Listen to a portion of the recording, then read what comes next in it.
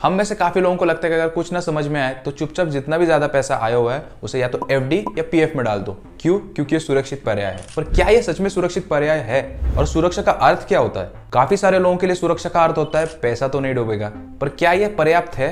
सच बताना, एफडी में निवेश करते समय आपके दिमाग में ये नहीं आता कि कल को अगर ब्याज दर 10% से बढ़ जाता है तो मेरा तो नुकसान हो जाएगा। तो आज इस वीडियो में बात करेंगे कुछ ऐसे जोखिमों के बारे में जो आप लेते हो एफडी, पीएफ या पीपीएफ में निवेश करते समय।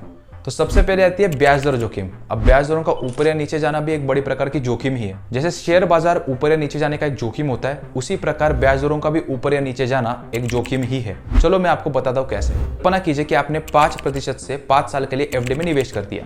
अब अगले 1 साल में ब्याज दर बढ़ के हो जाता है 7%, तो अगले 4 सालों तक आपको वो 5% ही मिलता रहेगा, ना कि बढ़ा हुआ वो 7%।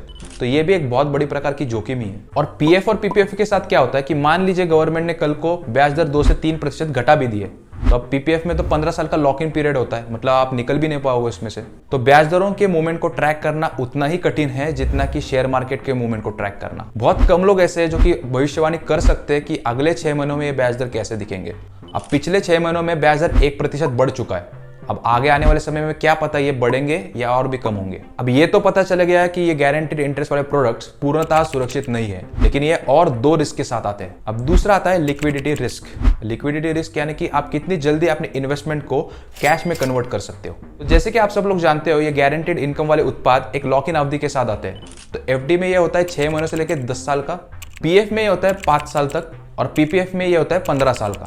तो अगर समय से पहले आप एफडी से पैसे निकालते हो तो आपको एक पेनल्टी देना पड़ेगा।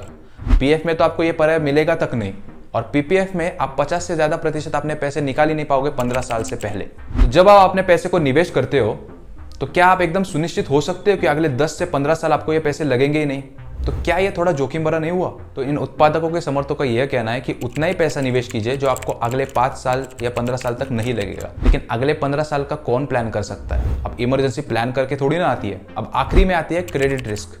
ये वो रिस्क है जो हम सब लोग अच्छे से जानते हैं। अगर सरल भाषा में बताऊं तो पैसा वापस आएगा या नहीं। हम में से अधिकांश लोग जानते हैं कि अच्छे बैंकों के एफडी में निवेश करना लगभग 0 जोखिम के बराबर है। लेकिन उन बैंकों के एफडीओ के बारे में क्या जो इतनी अच्छी नहीं है, या फिर उन कॉर्पोरेट डिपॉजिट्स के बारे में क्या जिनके कॉर्पोरेट्स इतने अच्छे नहीं है। तो क्योंकि हम में से अधिकांश लोग इन सब रिस्क के बारे में जानते हैं, तो इस पर मैं ज्यादा समय नहीं बिताऊंगा, बल्कि आपको यह दिखाऊंगा कि इन रिस्क को जानने के बावजूद एक निवेशक के रूप में आप क्या कर सकते हो। तो सबसे पहले आपको तय करना होगा किस प्रकार की जोखिम के साथ आप आरामदायक हो, क्योंकि सभी प्रकार के निवेशों के साथ कुछ न कुछ तो जोखिम होगा ही।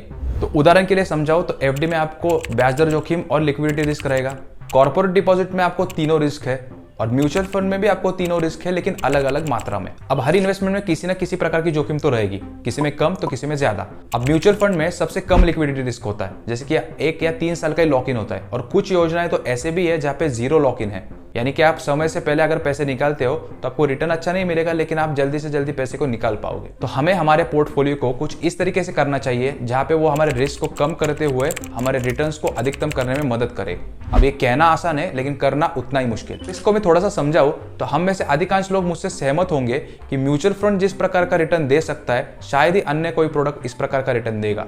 इसीलिए म्यूचुअल फंड में निवेश करे हर 100 रुपए के पीछे आप 20 से 30 रुपए निवेश कर सकते हो एफडी या पीपीएफ में। इससे होगा क्या कि म्यूचुअल फंड की कुछ जोखिम में कोई भरपाई एफडी या पीएफ जैसे उत्पादों से की जाएगी। हम जानते हैं कि हर किसी का उद्देश्य अलग अलग हो सकता है और इसे सामान्यकृत नहीं किया जा सकता, पर आपको इनमें से किसी भी एक प्रोडक्ट पे विस्तार से जानकारी चाहिए तो हमें कमेंट्स में जरूर बताइए। हम जल्द से जल्द उस प्रोडक्ट के ऊपर विस्तार से जानकारी भरा वीडियो आपके लिए लेके आएंगे।